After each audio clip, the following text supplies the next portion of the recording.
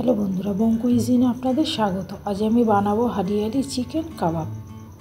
চলুন তাহলে কিভাবে বানিয়েছি দেখে নিই। এখানে আমি 400 গ্রাম বোনলেস চিকেন নিয়েছি। চিকেনটাকে ভালো করে ধুয়ে পরিষ্কার করে কিউব করে কেটে নিয়েছি। ম্যারিনেট করে নেব। হাফ টিস্পুন ধনের গুঁড়ো দিয়ে দিলাম, হাফ টিস্পুন জিরের গুঁড়ো দিয়ে দিলাম, হাফ টিস্পুন লাল লঙ্কার গুঁড়ো দিয়ে দিলাম, খুব সামান্য হলুদের গুঁড়ো দিয়ে দিলাম, আপনারা চাইলে নাও দিতে পারেন। পরিমাণ মতো নুন দিয়ে দিলাম, সাদা তেল দিয়ে দিলাম 2 টেবিল চামচ, দিয়ে ভালো করে মাখিয়ে নিলাম। 10 মিনিট সাইড করে রেখে দেব। এখানে আমি কিছুটা ধনেপাতা নিয়ে নিলাম, কিছুটা পুদিনা পাতা নিয়ে নিলাম, 3 টুকরো আদা নিয়ে নিলাম, আর 3 কোয়া রসুন নিয়ে নিলাম, 2 কাঁচা লঙ্কা নিয়ে নিলাম। একটা পেস্ট বানিয়ে নেব। চিকেন ম্যারিনেটের উপর এখানে 2 টেবিল চামচ টক দই দিয়ে দিলাম, আর যে পেস্টটা বানিয়েছিলাম সেটা আমি দিয়ে দিলাম, দিয়ে ভালো করে মাখিয়ে নেব। এখানে আমি পাতিলেবুর রস দিয়ে দিলাম অর্ধেকটা, আর হাফ টিস্পুন গরম মশলার গুঁড়ো দিয়ে দিলাম, দিয়ে আরও একবার ভালো করে মাখিয়ে নিয়ে ঢাকা বন্ধ করে 1 ঘন্টা নর্মাল ফ্রিজে রেখে দেব।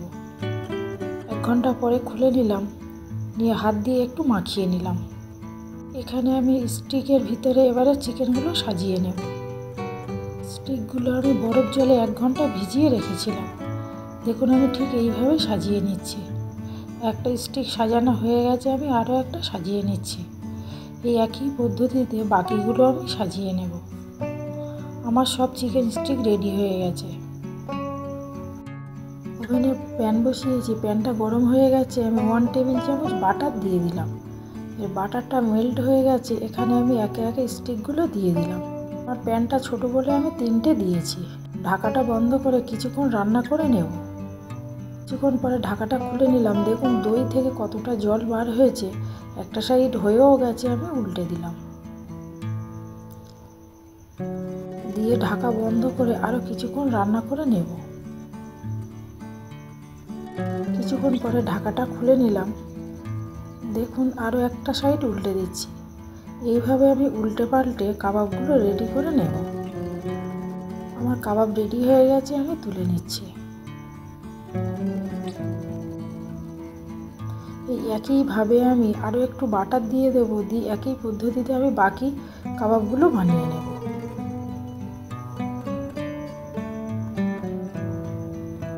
এখানে আমি স্টিক থেকে চিকেনগুলো ছাড়িয়ে নেব।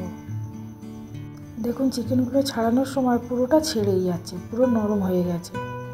সব স্টিকগুলো ছাড়ানো হয়ে গেছে। ওভেনে নেট দিয়েছি, নেটের উপরে যে আমার চিকেন কাবাবগুলো সাজিয়ে দিয়েছিলাম। একটা সাইড হয়ে গেছে, আমি উল্টে দিচ্ছি, দিয়ে আমি এখানে বাটার ব্রাশ করে দিচ্ছি। এইভাবে আমি 2বার বাটার ব্রাশ করে নামিয়ে নেব। আমার রান্না কমপ্লিট হয়ে গেছে, পরিবেশন করে দিলাম। ভালো লাগলে কমেন্টের মাধ্যমে জানাবেন।